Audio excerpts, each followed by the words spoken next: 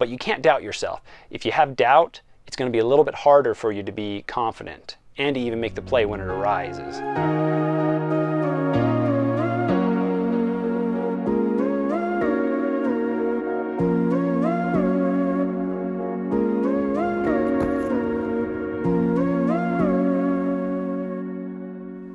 Howdy guys, this is RunningWilde. I'm Coach Wilde. Got my cohort. Didn't say his name last time, so we'll throw him under the bus this time. But our wonderful cameraman, editor, all-in-one utility tool is Casey Clark. Quite a good man behind the camera for us when we're doing it. We're going to talk today about when you're starting a new season, how to go into it prepared, intelligently, and confidently.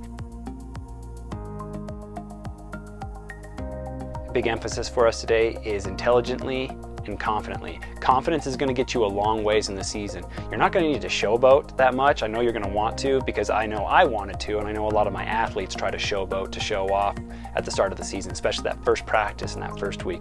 Don't got to do that. Some things to take into consideration when you're starting the season.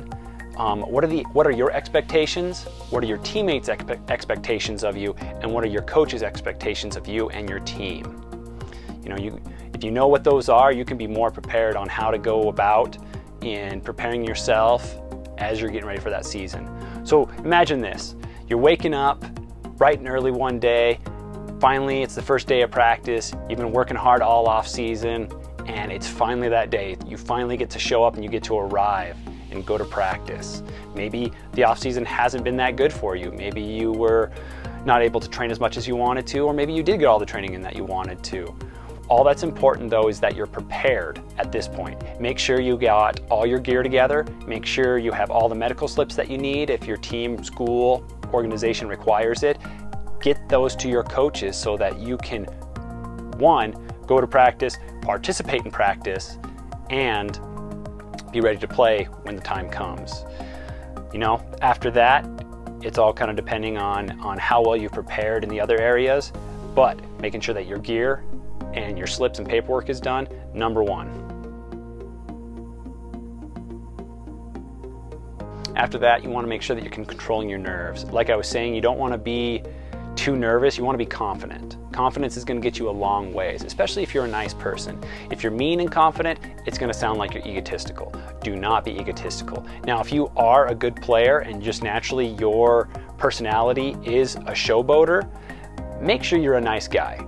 I mean, you don't want to be seen by your teammates or your coaches as somebody who's going to put yourself before them. You want to be seen as somebody that's willing to put the team on your back. There's a big difference between those two, a showboater and a person that's willing to take one for the team. That first day of practice and that first week, but mostly that first day, and regardless of me being at the junior high, high school, or college level, that first practice, there's a lot of, well, I'll put it this way, there's a lot of testosterone flowing through everyone. And I don't care what team you're on, people want to show up day one and do the best that they can. They want to show that they deserve the spot that they're gonna try and get. They wanna be number one on the team, they want the position, they want the mark, they want the number. And there's nothing wrong with that. Just make sure you don't hurt yourself or hurt your teammates. That's something your teammates don't want. They want a dependable teammate, but they also want somebody that isn't gonna hurt them. If you're willing to hurt your team doesn't really want you, coach doesn't want you, and you have kind of warped expectations of what a team really is.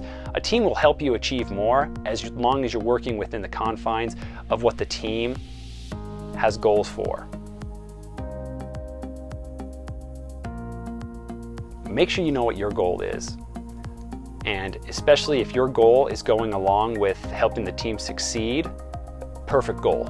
It could be on varsity, be on the traveling squad, make sure that you are number one in your position, or maybe you're trying to get a new position, or maybe you just want to be the number one on the team if it's more seen as like an individual sport more than a team sport. Some of you will understand what I mean, some of you won't. If you don't, go ahead and comment down below so that we can help you see that, and make sure you hit a like and subscribe. Make sure you do your homework. When you're coming into the season, you know, obviously you want to make sure you know your team, your teammates, but make sure you kind of understand different types of drills, the normal drills, the bread and butter drills. You want to make sure you know how to do plyos. There's nothing wrong with practicing. You know, we got great utilities everywhere, and some of you might have been doing this for years. Make sure that you know how to do plyos and even some drills. Nothing wrong with practicing those. And you don't have to be perfect at them. As long as you know what they entail, how to go about doing them, you're going to be just fine.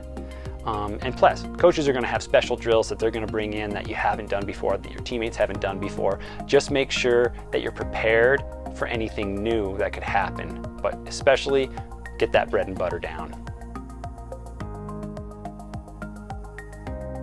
Your teammates don't want to deal with an egotistical, elitist jerk. Neither do your coaches. And you don't really want to be that either. But you do want to make sure that, you know, you are performing to the best of your ability. Just be confident and be patient. Your time will come. You'll get the opportunity to show everybody what you got, especially if you're a good player. But you can't doubt yourself. If you have doubt, it's going to be a little bit harder for you to be confident and to even make the play when it arises, because you're going to be constantly thinking about, like, oh, do I need to be here? Do I need to be there? Should I move up a little bit, move back a little bit? Am I going too hard too soon? Am I using too much? Be confident, go with your gut, and what happens, happens. And also, if you get yelled at by a teammate or a coach, don't talk back. That's only going to hurt you. If you really do, in fact, believe that you're right, there's a time and a place to talk to them about it. But also, if you talk back, you're probably going to get yelled at more in that moment and when you make mistakes in the future. You can either be quiet and just give a little nod like, okay, you got it, coach, or just like, I'll do better, coach. Or if it's your teammate, say their name, whatever. Doesn't really matter as long as you're showing, like, hey, I appreciate that input. Make sure you know also the team's past. Are they a really good team? Are they the reigning state champs? Are they a team that's at the bottom, middle, or the top tier of your league, your conference, division? Make sure you know kind of who's been on the team, how they've been doing, maybe what they're weak against, maybe what they're strong with, and try to go in there with something that the team needs or that can help the team be better. You don't have to know all this stuff, but as long as you have a little bit of knowledge or you're willing to, like, really kind of pick up on that stuff, it's going to help you a lot more. I mean, really, if there was one thing you were to take out of this video, it would honestly just be going in and being confident and believing that you can get yourself to the point that you can be a difference maker for the team. You can be dependable. You can be the guy that everyone wants on the field, on the pitch, you know, on the court.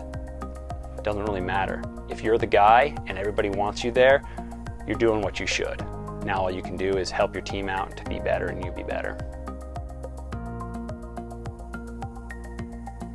When you do things wrong, especially if it's off the field, coaches are going to be more likely to cut you slack if you're a good person over if you're a good player. Because you could be a good player, but if they don't like dealing with you, you can bet they're more likely to throw the book at you. Whereas if you're a good teammate, you're dependable, you do something wrong off the field, especially if it's out of character, they're going to cut you slack. Everyone knows that we need to cut loose and we make mistakes. It'd be better if when we cut loose, we don't do anything stupid that gets us in trouble or causes problems. But you still got to always be you, guys. Always make sure that you are being true, making sure that you're you. I want to thank you guys for coming in and joining me. This is Running Wilde with Coach Wilde. Hopefully I see you out there running crazy.